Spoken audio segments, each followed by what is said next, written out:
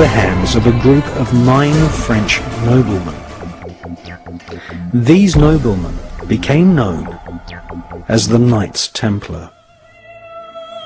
The word cabal, meaning a group who conspire together, comes from the word Kabbalah.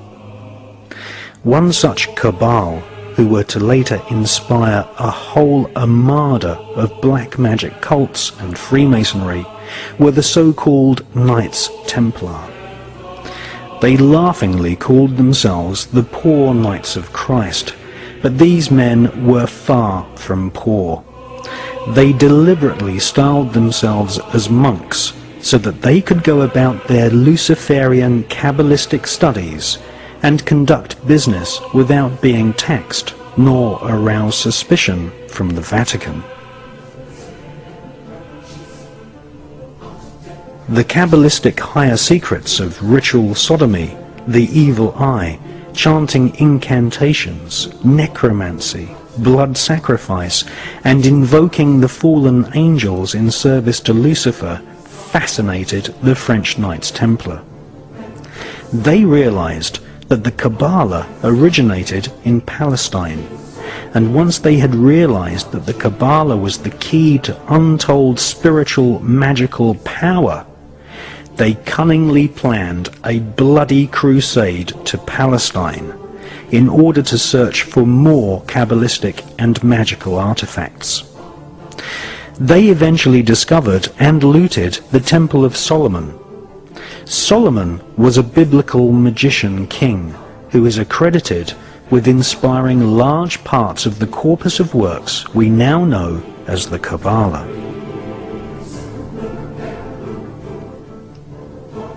The Knights Templar arrived in Palestine with one main goal: to stop the Muslims from gaining any knowledge about the Kabbalah. The Knights Templar, once they had discovered the magical teachings of the Kabbalah, were dedicated utterly to destroying its origins so that they might hold its secrets exclusively. After 200 years of Kabbalistic magic and bloodthirsty crusades, wantonly murdering children, women, and engaging in ritualized sodomy, the French Knights Templar were rounded up, tortured, and executed. Many confessions told of the Knights Templar monks ritually sodomizing each other, invoking evil spirits, and implanting these spirits into animals such as cats. Various black magic artifacts were confiscated from castles owned by the Knights Templar, including silver caskets containing desiccated heads and skulls. The Knights Templar referred to these heads as Baphomets. They were placed at the center of a round table. Templars would then conduct a séance invoking the spirit of Lucifer to speak through the head. The most damning information exposed them as anti-Christs. Several Knights Templar confessed that the image of Jesus was spat upon and trampled during Kabbalistic rituals, a satanic tradition which is still practiced to this day at lodges of the Ordo Templi Orientis, which was once headed by Aleister Crowley. Many Knights Templar bribed their way out of prison and escaped to Scotland and the Mediterranean island of Malta.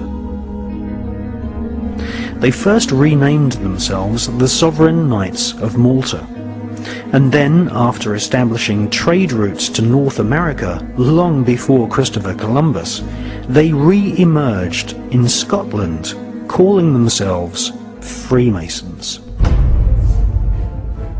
All versions of Freemasonry, Rosicrucianism, the Skull and Bones, the Palladian Rite of Freemasonry, Co-Masonry, Scottish Rite Masonry, the Ku Klux Klan, and Crowley's Ordo Templi Orientis are derived from the original Kabbalistic rituals of the Knights Templar.